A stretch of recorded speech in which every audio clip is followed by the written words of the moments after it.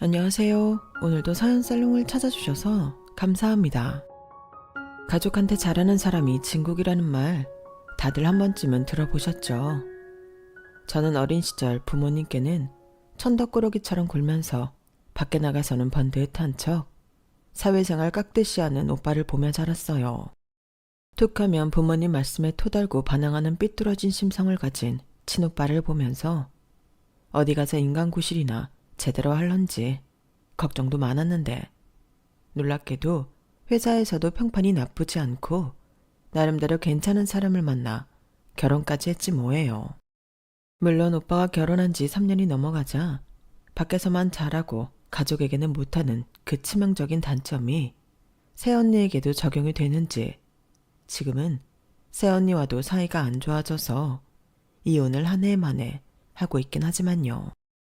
이런 오빠를 보고 자라서인지 아주 옛날부터 이런 종류의 사람들에게 오랫동안 환멸을 느끼며 살았던 것 같아요.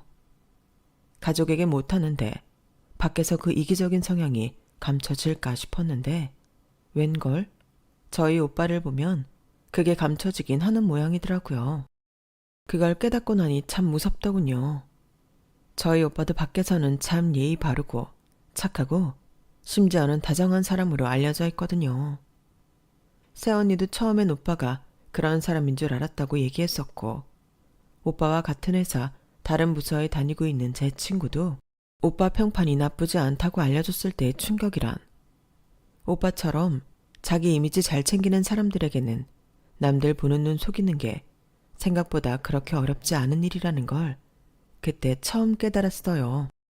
아무튼 그래서 저는 연애를 하게 될 때면 남자친구가 가족과 하는 통화라든가 가족과 있었던 일화를 이야기해 주는 걸 유심히 듣고는 했어요.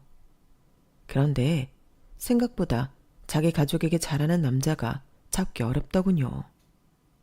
저에게는 다정하게 대해주던 사람들이 부모님이나 형제와 이야기할 때면 유독 짜증스러운 말투를 하거나 퉁명스럽게 대하는 모습을 보여서 혼자 조용히 실망하곤 했어요.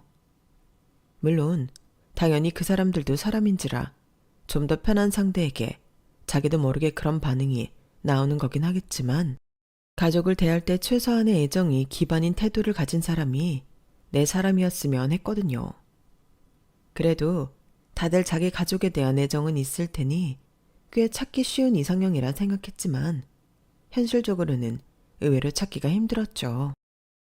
물론 그 이유 때문만은 아니었지만 저는 그렇게 마지막으로 사귀던 애인마저 하나뿐인 여동생에게 함부로 대하는 모습을 보고 실망해서 헤어진 후 꽤 오랫동안 연애를 못하고 있었어요. 다른 건 몰라도 앞뒤가 다르거나 안팎이 다른 사람만은 만나고 싶지 않았거든요. 그래서 제 나이 또래 여자애들이 하나 둘씩 첨초땅을 돌리기 시작하던 때에도 저는 연애 생각은 하지도 않고 있었어요. 사실 결혼해서 저만의 안정된 가정을 꾸리고 싶은 생각은 굴뚝 같았지만 그걸 위해 연애해야 하는 과정이 너무 귀찮고 험난하게만 느껴지더라고요. 몇 년간의 연애가 다 비슷한 결과로 끝나기도 했고 주변만 둘러봐도 제가 원하던 남자는 찾기 힘들어서 더 그랬던 것 같아요. 어떤 기대를 가지고 사람을 만났다가 그 사람을 자세히 알게 되고 실망하는 일이 반복되자 누군가를 만나는 일 자체가 굉장히 큰 피로감으로 다가오더라고요. 하지만 제 여가 시간을 함께 보내주던 친구들이 막상 다른 제 짝을 찾아 가정을 꾸려 떠나가기 시작하니 공허한 마음과 함께 외로움이 찾아오더라고요. 사람으로 인한 외로움을 달래줄 건 사람밖에 없었어요. 그래서 저는 취미생활도 할 겸 배드민턴 동호회에 가입하게 됐죠. 가볍게 운동도 하고 사람도 만나고 싶어서 가입한 동호회였는데 정말 좋았어요. 성인이 돼서 가입하는 동호회라 그런지 좀 불순한 의도가 있거나 분위기를 흐리는 사람이 있을까봐 걱정했는데 다행히 제가 들어간 동호회는 그런 이상한 분위기는 아니었거든요.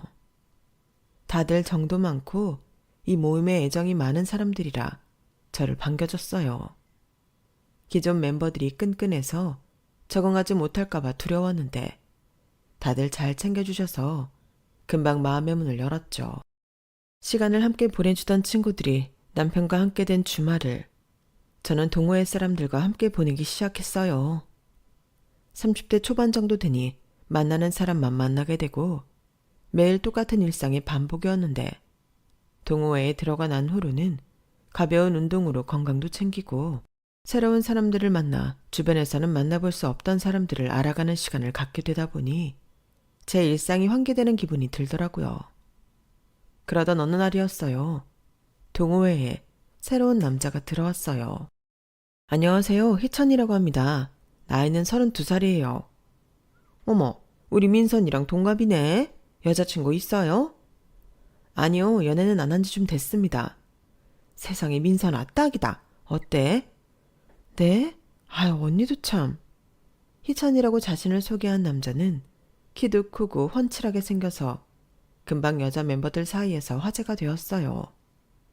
여자들 중엔 제가 막내이기도 했고 희천 씨와 동갑이라는 이유로 언니들이 설레발을 치기도 했죠. 야, 너무 그러지 말고 정말 잘해봐. 너 어디 가서 저 정도의 외모되는 남자 만나기 쉽지 않다. 그래, 여자친구도 없다잖아. 니네끼리 만나서 한 1년 연애하고 결혼하면 나이도 딱이겠네. 아, 내가 몇 살만 더 어렸어도 희찬이는 내가 꼬시는 건데. 아우, 언니 어디까지 가세요. 이제 몇 번이나 봤다고. 결혼은 무슨. 그리고 동호회 사람인데 어떻게 그렇게 막 만나요. 저 이 모임 오래 나오고 싶어요. 그리고 희찬 씨 의견은 생각 안 해요? 저한테 관심 없을 수도 있는데. 그럼 희찬이가 너한테 관심 있다고 하면 만나보긴 할 거야?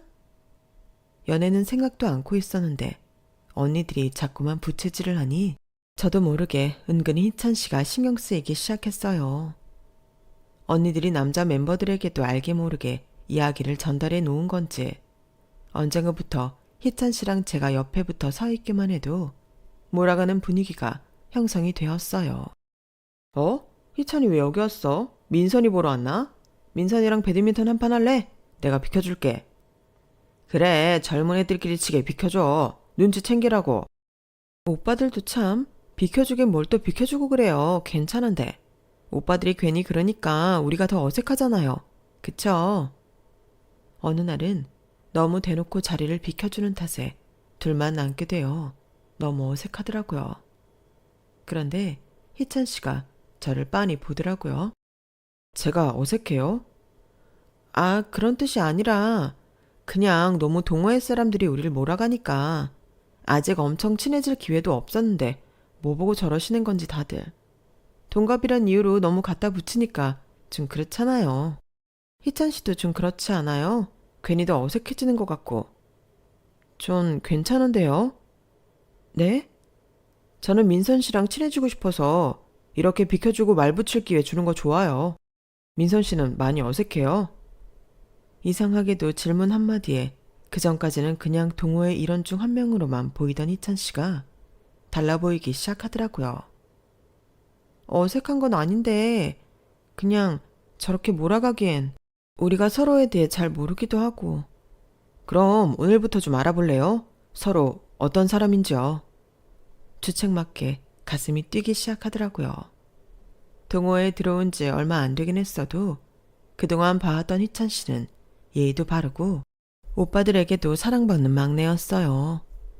언니들도 다들 희찬 씨를 좋아했고요. 제가 보기에도 드물게 센스 있고 성격도 시원시원해서 호감이었는데 제게 관심을 표하기까지 하니 원래 갖고 있던 호감이 급격히 상승하는 것 같았어요. 오랜만에 저도 누군가를 새롭게 알아가고 연애를 하고 싶다는 생각이 들더라고요. 네, 그래요. 저도 희찬 씨가 어떤 사람인지 궁금해요. 저희는 그렇게 연애를 시작하게 됐어요. 매사 신중했던 지난 연애와는 달리 희찬 씨에게 끌리는 데는 그리 오랜 시간이 걸리지 않았어요. 1대1로 알던 사이거나 소개로 만났던 전 남자친구들과는 달리 작은 모임이긴 해도 제가 속해 있던 사회에서 만난 사람이라 그런지 최소한의 믿음이 있었기 때문인 것 같아요. 적어도 이 사람이 다른 사람을 어떤 식으로 대하는지를 미리 알고 만나게 된 거다 보니 이 사람을 좋아하게 되는 데까지 브레이크가 잘 밟히지 않더라고요. 연애를 시작한 지 1년이 갓 지났을 때쯤 저는 우연한 기회로 희찬 씨가 부모님과 통화하는 것도 듣게 되었어요. 희찬 씨가 제가 찾던 사람일지는 모른다는 제 환상이 깨질까봐 기대 반 두려움 반으로 귀를 기울이게 됐죠. 그런데 역시나 부모님과 전화를 주고받는 희찬 씨의 목소리는 저를 대할 때와 크게 다르지 않더라고요. 네, 어머니, 저예요, 희찬이. 알겠어요. 이번 주말에는 제가 다 준비해 놨으니까 신경 쓰지 말고 아버지랑 몸만 오세요. 네, 그럼 제가 또 전화 드릴게요. 주말에 어디 가? 내가 이번 주말에 본가 간다고 해서 나도 어머니 아버지 좀 산 좋고 물 좋은 펜션 모시고 가서 고기도 구워드리고 바람 좀 쐬드리려고. 요즘 어머니가 조금 기운이 없으셔서 기분 좋게 해드리고 싶어서. 와, 정말 부모님이 너무 좋아하시겠다. 가족끼리 자주 그런 데를 가? 가끔? 아무래도 나도 직장 다니고 하다 보니 자주는 못하는데 시간적으로 여유가 좀 나면 최대한 모시고 다니려고 노력은 하지. 내가 외아들이니까 나 아니면 우리 부모님 이런 데 모시고 갈 사람도 없어서 하나부터 열까지 내가 열심히 준비해서 모시고 다녀야 해. 에휴, 뭐 외아들이라고 다 그런가? 우리 오빤 나 없어서도 당신처럼은 안 했을 것 같은데? 그냥 당신이 착한 거야. 그래서 너무 좋아. 부모님과 통화를 하는 예의 바르고 따뜻한 애정어린 목소리 하며 기운 없는 어머니를 위한 여행 계획까지 준비한 희찬 씨의 모습을 보며 확신했던 것 같아요. 아, 이 사람이라면 정말 가정에도 충실하고 잘하겠구나 하는 확신이요. 희찬 씨는 알면 알수록 제가 꿈꾸던 이상형이었어요. 뒤늦게나마 이런 사람을 찾을 수 있어 참 축복이고 다행이라는 생각이 들 정도로요. 그래서인지 며칠 후 희찬 씨가 결혼 얘기를 꺼냈을 때 저는 너무 설레었어요. 민선 씨, 당신이 얼마 전에 나한테 그랬잖아. 내가 부모님한테 참 잘한다고. 당신은 좀 어때? 가족들이랑 있을 때 어땠는지 잘 못 본 것 같아서 그런 모습을 볼 기회도 거의 없었고. 나도 부모님한테 너무 잘해드리고 싶지. 내가 희찬 씨만큼 잘해드리지 못해도 항상 마음 한켠에 부모님에 대해서 감사하고 미안한 마음을 갖고 있어. 내가 전에 몇 번 말한 적 있잖아. 우리 오빠가 밖에선 그렇게 천사인데 집에서는 망나니처럼 군다고. 우리 부모님이 아들을 너무 원하셨어서 장남이라고 오냐오냐 키워서 그런 것도 있긴 한데 어쨌든 나는 그런 오빠 보면서 자라서 그런지 가족한테 못하는 사람은 정말 싫어. 그래서 나라도 부모님한테 잘하려고 노력하고 있고 물론 아직 멀었지만. 그래? 다행이다. 나도 가족한테 못하는 사람은 정말 싫거든. 부모님을 미워하는 사람도 참 많잖아. 물론 부모님이라고 다들 고운 적만 있는 건 아니겠지만 그래도 나를 이 세상에 태어나게 해준 분들인데 온전하게 당신 삶을 희생해서 나를 키워주시기도 했고 그런 부모님을 원망하거나 함부로 대하는 사람은 정말 딱 질색이야. 희찬 씨 얘기 들으니까 좀 부끄럽네. 나도 잘 해드린다고 하는데 아직 많이 부족한 것 같아서. 노력한다는 게 중요하지. 할 수 있는 선에서 최선을 다한다는 마음이 중요한 거야. 당신처럼 따뜻한 사람이 내 여자친구라서 너무 좋다. 누가 할 소리. 나야말로 희찬 씨처럼 가정적인 사람을 만나게 돼서 너무 좋아. 그날의 대화로 부모님, 그리고 가족에 대해 서로가 가진 가치관이 비슷하다는 걸 확인한 후로부터 결혼 준비는 속전속결이었어요. 제일 먼저 일정을 잡아 양가 부모님에게 인사를 드렸죠. 예비 시댁에 다녀오는 것만큼 떨리는 일이 없었지만 희찬 씨가 옆에서 많이 안심을 시켜줬어요. 너무 떨지 마. 우리 부모님이라면 내가 선택한 사람에 대해 무조건 믿어주실 거야. 저 역시 희찬 씨를 보며 예비 시부모님들이 좋은 분들일 거라는 믿음은 갖고 있었어요. 부모님들이 좋은 분들이 아니라면 희찬 씨가 이렇게 바르게 컸을 리 없을 테니까요. 그렇게 설레는 마음으로 예비 시댁에 방문한 날, 저는 예상치 못한 광경에 조금 놀랐어요. 저희 둘 다 서로 집안 환경이나 경제적인 수준에 대해서 본격적으로 이야기해 본 적은 없어서 희찬 씨네 집도 잘 살지도 못 살지도 않는 그저 그런 평범한 집인 줄로만 알았거든요. 하지만 제 막연한 상상과는 달리 실제로 도착한 예비 시댁은 달동네 꼭대기에 있는 단칸방이나 다름없는 집이었어요. 언덕진 길목에 차를 세워놓고 올라가는 데만 오랜 시간을 쏟을 정도로 길이 험한 곳이었는데 한 번도 집안 형편이 어렵다거나 하는 얘기를 들어본 적이 없다 보니 솔직히 당황스러운 건 사실이었어요. 그래도 희찬 씨 마음을 상하게 하고 싶지 않아 최대한 내색하지 않으려 노력하며 부모님을 배웠죠. 안녕하세요. 처음 뵙겠습니다. 어머님, 아버님. 어서 와요. 언덕 올라오느라 힘들었지? 여기에 올라오는 게 여간 힘든 게 아니라 처음엔 숨도 차고 그러는데 자주 다니다 보면 익숙해져서 체력도 늘고 생각보다 좋아. 아, 네. 올만하던데요. 그래? 역시 젊어서 그런가 체력이 좋네. 다행히 시부모님은 제 예상에서 크게 벗어나지 않는 좋은 분들이셨어요. 집이 조금 다 쓰러져 갈 것 같은 분위기라 별의별 걱정이 다 들었는데 그런 걱정이 싹 가실 만큼 친절하고 상냥한 분들이셨거든요. 무엇보다 좋았던 건 예비 며느리인 저를 정말로 손님처럼 대해줬다는 점이었어요. 잘 먹었습니다, 어머님. 어때요? 음식은 입에 잘 맞나? 요새 일 나간다고 바빠서 음식을 오랜만에 해가지고 실력이 많이 줄었을 건데. 아니에요, 어머님. 손맛이 예술이신데요.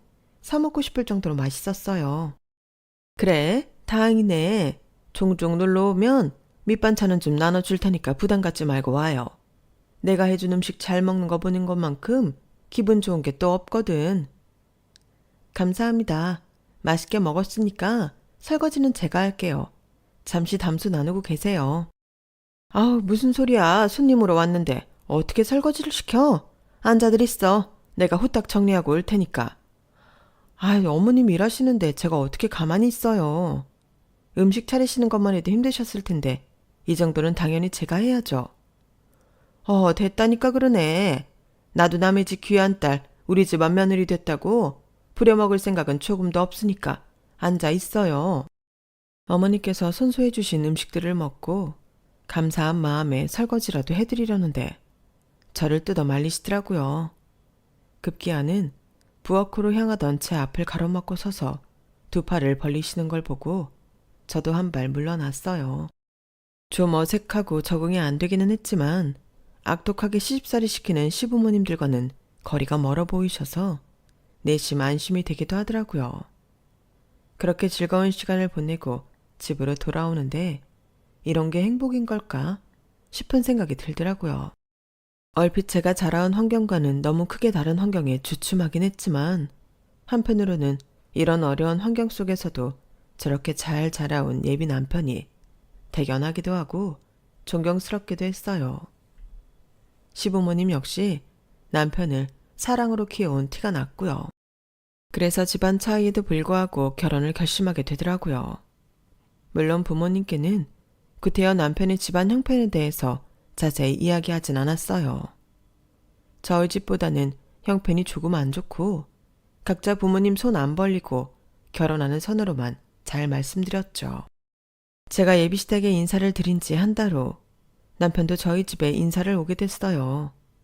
저희 집은 부모님이 자주 상가를 하시고 천천히 형편이 나아진 터라 살고 계시는 곳이 서울 외곽에 작은 앞마당이 있는 2층짜리 전원주택이었어요. 휘황찬란한 부잣집까지는 아니어도 새로 지은 지 얼마 안 된 곳이기도 하고 부모님께서 마당을 예쁘게 가꿔 놓으셔서 꽤 그럴듯한 예쁜 집이었어요. 혹시라도 희찬 씨가 저희 집을 보고 조금 주눅이 들거나 할까봐 약간 걱정이 들긴 하더라고요. 그런데 다행히 희찬 씨는 반응이 좋았어요. 와, 이게 장인어른 장모님 댁이야? 집 진짜 너무 예쁘다.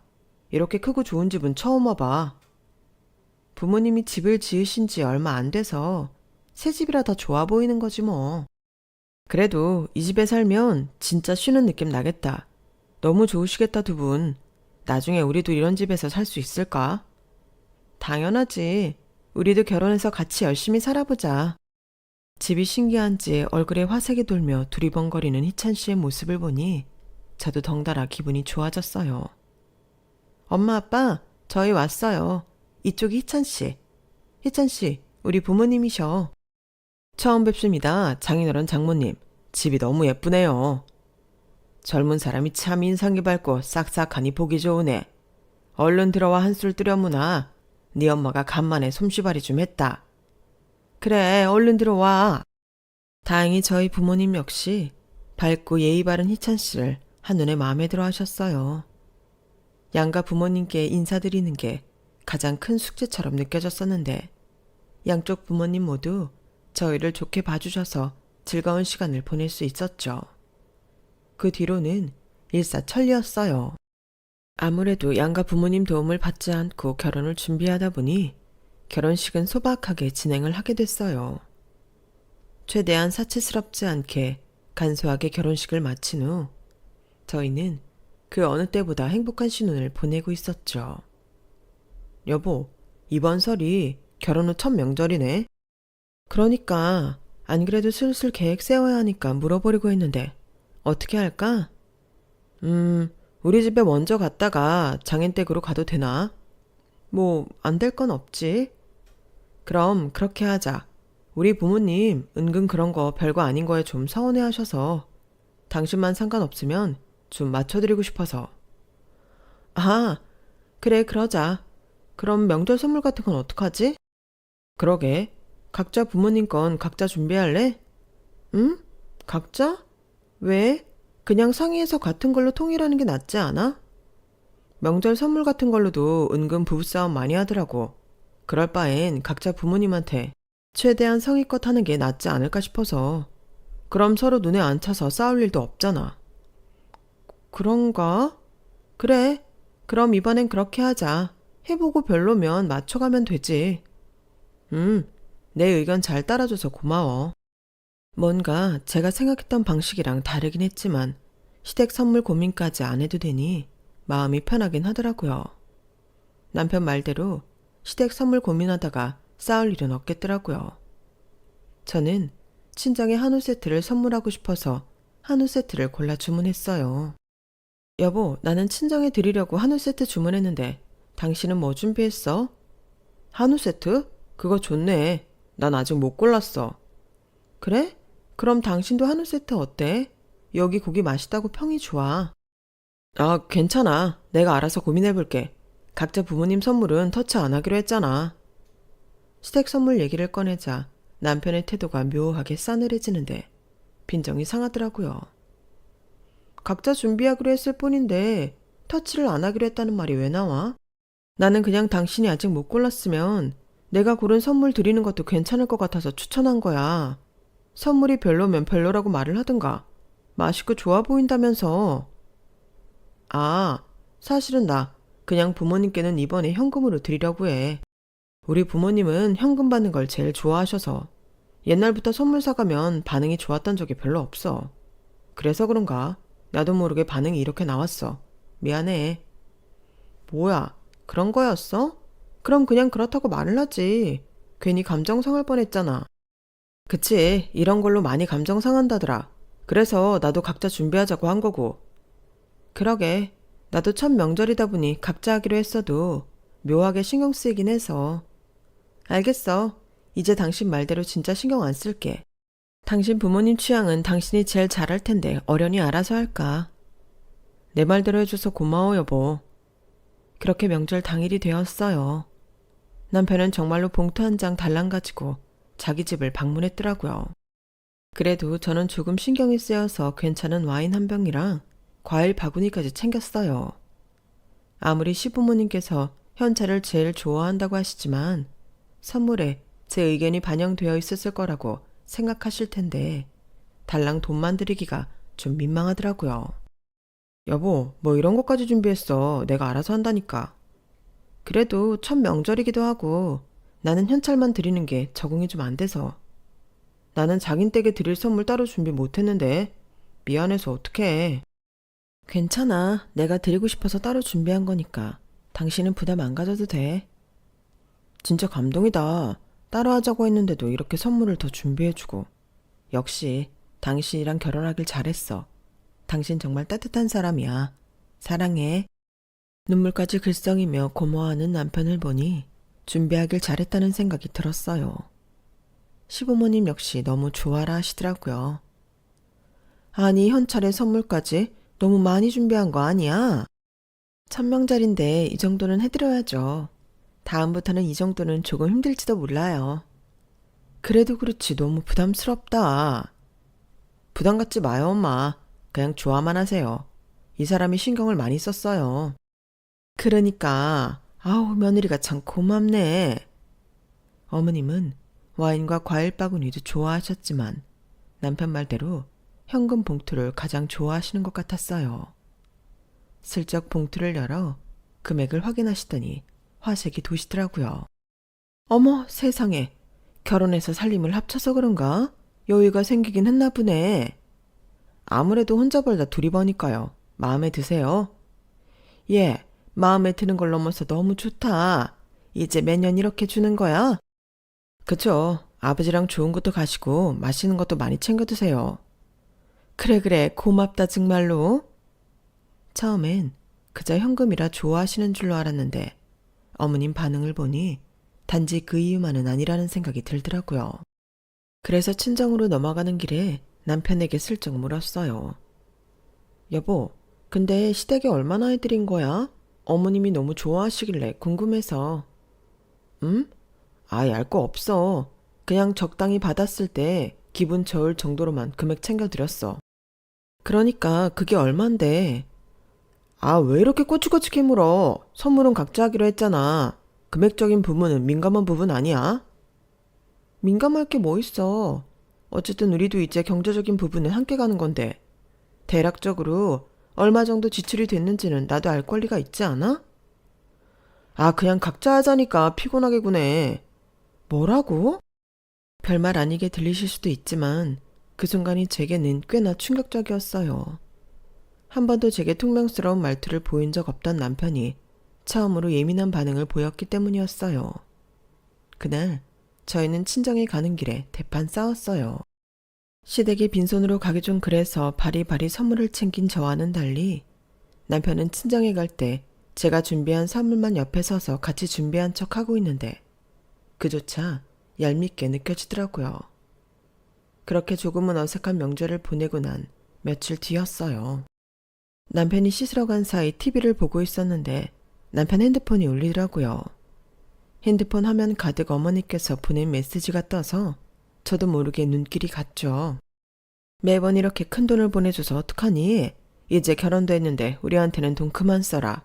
며느리가 알면 어쩌려고 그러니? 내용을 보아하니 얼마 전 명절 선물로 드린 현찰에 관한 내용인 것 같았어요. 도대체 얼마나 줬길래 저렇게 말씀하시는 건가 해서 메시지 창을 위로 올렸는데 금액에 관한 자세한 이야기는 없더라고요. 그게 내내 찜찜해서 티가 안 나게끔 한참 뒤에 남편에게 의견을 내는 척 이야기를 꺼냈어요. 여보, 우리가 각자 선물하는 건 좋은데 당신은 현찰로 선물을 드려버리니까 내가 금액을 알 수가 없어서 기분이 좀 찜찜해. 이럴 거면 각자 집에 선물 준비하지 말고 한 사람이 맡아서 명절마다 돌아가면서 양가 부모님께 선물 준비하자. 어차피 돈이야 우리가 같이 벌고 모으는 돈에서 나가는 건데 그렇게 투명하게 좀 했으면 좋겠어. 당신도 떳떳하면 굳이 그렇게 나한테 감출 거 없잖아. 안 그래? 그걸 아직도 담아두고 있었어? 그래, 뭐 그러자. 이번 추석엔 누가 준비할래? 내가 할까? 그래, 그럼 당신이 먼저 해. 대신 준비한 사람한테는 선물이 마음에 안 드네 만회하면서 트집 잡고 토달기 없게야. 알겠지?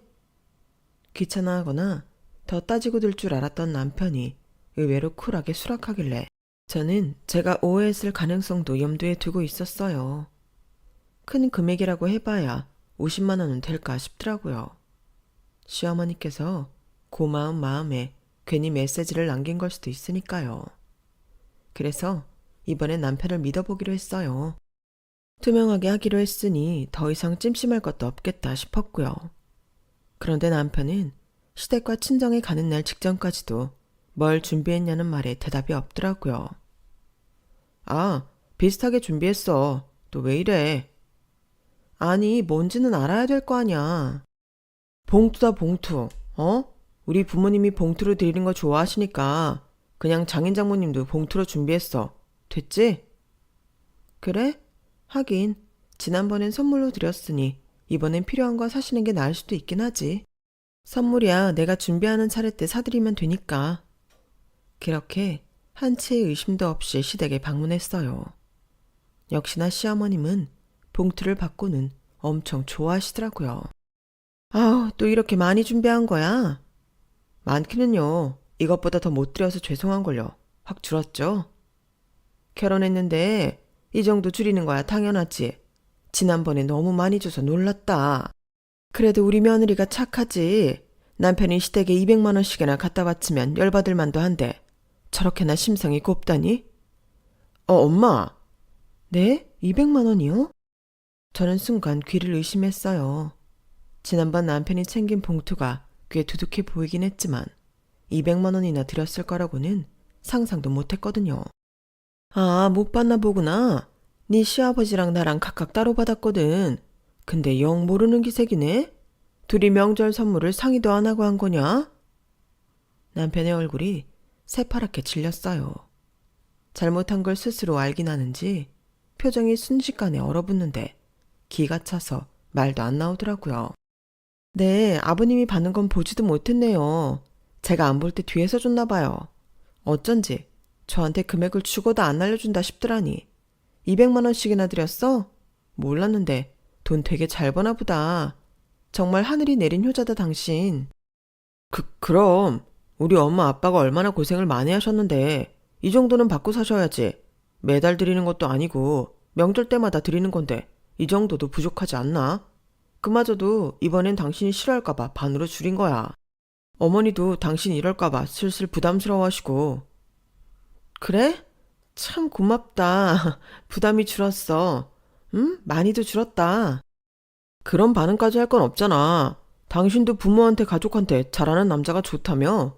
그리고 내가 우리 부모님만 챙겼어? 장인어르신 장모님 선물도 챙겼잖아. 당신이 뭐라고 할까봐 똑같이 봉투로 챙겼다고. 그럼 된 거 아니야? 당신이 시댁이랑 똑같이 내 친정을 챙겼다고? 그래, 왜 이렇게 사람을 못 믿어? 알겠어. 그럼 얼마나 공평하게 준비했나 두고 보자고 어디. 친정에 도착할 때까지 저는 이를 바득바득 갈며 분노를 억눌렀어요. 시부모님께서는 많은 돈을 받는 걸 미안해 하시면서 제 편을 들어주셨거든요.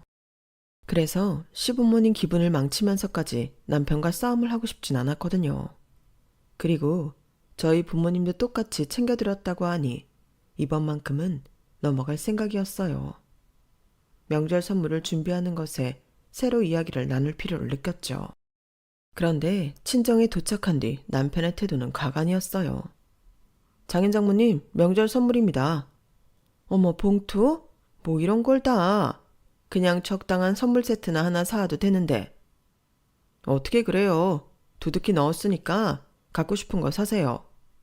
그래, 고마워 우리 사위. 엄마가 좋아하시는 모습을 보니 조금 안심이 되더라고요. 그래서 분노가 약간 가라앉았어요. 아버지께서 앞마당을 손질한다고 남편을 잠깐 데리고 나간 사이 너무 궁금해서 엄마에게 여쭤봤어요. 엄마, 희찬 씨가 봉투에 얼마 넣었어? 많이 넣어줬던데? 그래? 어디 봐봐. 엄마가 받았던 봉투를 내어주셔서 금액을 꺼냈어요. 그런데 안에 든 건 현금이 아니라 모 브랜드의 화장품 쿠폰이더라고요. 엄마, 뭐야 이게? 설마 이거 받은 거야? 이게 다야? 왜 그러니? 이거 돈이 아니라 화장품 쿠폰이잖아. 게다가 5만 원짜리 화장품 쿠폰이 딸랑 6장 들어있는데 시댁에 갖다 준 돈에 비하면 절반도 안 되는 돈이라 순간 눈이 뒤집히더라고요. 게다가 쿠폰 하단을 자세히 살펴보니 언제 발급된 건진 몰라도 기한이 이번 달 말까지더라고요. 2주밖에 안 남은 쿠폰을 어디서 주워와서는 선물이랍시고 들고 온 건지 이걸 보며 순수하게 좋아해 주신 엄마의 모습을 떠올리니 더 열이 뻗쳤어요. 제 속이 부글부글 끓는 줄도 모르고 아버지께서는 남편을 데리고 들어오셨어요. 들어오자마자 심상치 않은 분위기를 느꼈는지 아빠께서 조금 어리둥절한 표정을 하시더라고요. 여보, 분위기가 왜 이래요? 그러게요. 왜 그러니? 저는 너무 화가 나서 엄마 아빠를 가로질러 순식간에 남편 앞에 가 섰어요. 남편은 제 손에 들려있는 화장품 쿠폰을 보고는 기겁을 하더라고요. 여보, 그걸 왜 당신이 들고 있어? 너 그걸 지금 말이라고 물어? 야, 네가 시댁이랑 우리 집이랑 똑같이 준비했다며. 이게 현금이야? 이게 100만 원이야? 여보, 서운하게 무슨 금액 가지고 이래. 이거 브랜드 안 보여? 명품 브랜드잖아. 여기 화장품들 얼마나 비싼 줄 알아? 돈 주고 사려면 손 떨려서 못 사는 거 장모님 마음 편히 사시라고 내가 엄청 어렵게 구한 거야. 웃기고 자빠졌네. 뭐 너희 부모님한테는 200만 원 드리는 것도 부족하다며. 근데 고작 30만 원짜리 쿠폰? 지금 나랑 장난하니? 니네 부모님한테 드린 돈 절반도 안 되는 금액인데다 그것도 현금도 아니고 심지어 기한 2주도 안 남은 쿠폰으로 퉁치려고 해? 야, 사람이 꼭 금액이 중요해? 성이라는 게 있잖아. 나도 얼마나 고민이 많았는 줄 알아? 그리고 팔이 안으로 굽는다는 말이 괜히 있는 줄 아냐?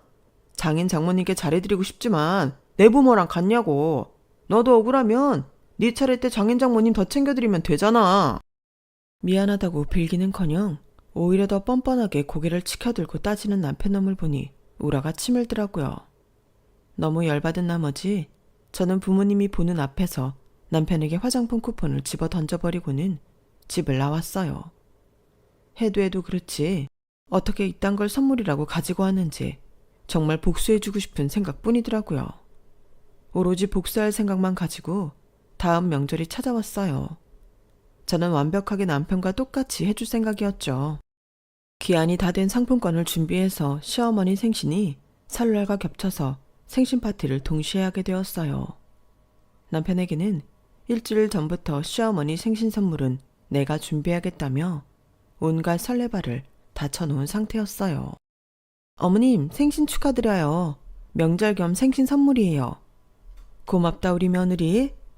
시어머니께 봉투를 건네드렸고 시어머니는 웃는 얼굴로 봉투를 받아서 그 자리에서 열어보셨어요. 5만원짜리 3장이 담긴 편의점 상품권. 그게 제가 준비한 선물이었어요. 이걸로 어머니 사드시고 싶은 거 마음껏 사드세요. 여보, 지금 나랑 장난해? 아니나 다를까 믿을 수 없다는 눈으로 상품권을 가로챈 남편이 저를 죽일 듯 노려보더라고요. 어머님, 그거 기간이 일주일 남아서요. 꼭 이번 주 내로 다 쓰셔야 해요. 안 그러면 다 날아가니까. 아시겠죠? 여보, 지금 뭐 하는 거야? 나랑 진짜 해보자는 거야? 당신이 순순히 우리 엄마 생일 선물 준비한다고 할 때부터 이상하다 생각했어. 진짜 치졸하게 왜 이래? 뭐? 당신이 우리 부모님한테 한 짓이랑 똑같다는 생각은 안 해봤어? 당신이 지금 나한테 따질 처지나 돼? 진짜 어이없다. 그거랑 이거랑 같아? 오늘은 명절도 명절이지만 우리 엄마 생신도 겹쳐있잖아. 꼭 이런 날 이런 식으로 복수를 해야 속이 시원해. 남편이 편의점 상품권을 집어 던지며 제게 성큼성큼 다가왔어요. 그러자 뒤에서 시어머니께서 남편의 뒤통수를 때리셨어요. 악소리와 함께 남편이 놀라서 뒤돌자 화가 나신 시어머니의 얼굴이 보였죠. 이 녀석이 어디 지가 한 집 부끄러운 줄 모르고 마누라한테 큰 소리야? 큰 소리는. 엄마! 네가 사돈한테 한 짓 들었다. 네가 우리 끔찍하게 아끼고 잘하는 마음은 고맙게 생각한다만 네 부모 소중하면 남의 부모도 소중한 줄 알아야 하는 거야. 네가 사돈께 그런 짓을 하고는 네 마누라는 우리를 시부모 대접해 주길 원하면 그게 인간이야? 돌대먹은 짐승 새끼지? 엄마, 그게 아니라요. 너 이러고 다니는 게 다 우리 욕먹이는 거야. 백날 우리한테 잘하면 뭐하냐? 자식 잘못 키웠다고 도로 욕먹일 거. 어떻게 사돈께 2주 남은 화장품 쿠폰을 드릴 수가 있어? 사람이 성이라는 게 있지. 남편은 깜짝 놀라 저를 바라보았어요. 네, 사실은 제가 시어머니께 도움을 요청했었거든요. 남편에게 복수하고 싶은 마음은 굴뚝 같았지만 똑같은 방식으로 복수를 했을 때 마음의 상처를 입으실 시부모님이 조금 걱정이 됐었거든요. 시부모님께서는 처음부터 지금까지 한 번도 시댁살이는커녕 제게 한결같이 잘해주기만 하셨어서 남편과의 싸움에 시부모님이 상처 입길 바라진 않았어요. 제 이야기를 들으신 시어머니께서는 화를 내시며 제게 사과해 주셨고 남편을 혼쭐을 내주어야겠다며 제 복수 아닌 복수를 도와주겠다고 하셨어요. 시어머니 생신 선물 겸 시부모님 명절 선물은 사실 따로 준비되어 있었고 편의점 상품권은 남편을 혼쭐내기 위한 연극이었죠. 내가 잘못 생각한 것 같아. 미안해, 여보. 장인 장모님께도 조만간 찾아뵙고 사과드릴게. 죄송해요, 어머니 아버지. 그날 이후 남편은 정말 진심으로 크게 반성을 했는지 정말 공평하게 잘해드리기 위해 노력하고 있답니다. 사람 고쳐 쓰는 거 아니라고 하긴 하던데 적어도 제 부모와 가족은 끔찍이 아끼는 사람이라 그런지 이런 건 금방 고쳐지더라고요. 하마터면 제가 결혼을 잘못한 줄 알고 신세한탄을 하며 살 뻔했는데 열린 마음으로 제 이야기를 들어주시고 현명하게 처신해 주신 시부모님께 감사한 마음뿐이에요. 이런 걸 보면 자식이 나이를 먹어도 가정교육에는 끝이 없나 봐요. 부모를 보면 자식을 알 수 있다는 말이 괜히 있는 게 아니더라고요. 비록 저는 철없는 남편을 만나긴 했지만 좋은 시부모님을 만나 지금은 나름대로 행복한 결혼 생활을 하고 있답니다. 부모님 공경하며 열심히 살아보겠습니다. 제 이야기 들어주셔서 고맙습니다. 매일매일 행복하세요. 여러분, 사연 댓글에 응원과 현명한 조언 부탁드려요. 좋아요와 구독은 저에게 큰 힘이 됩니다. 오늘도 좋은 일 가득하세요.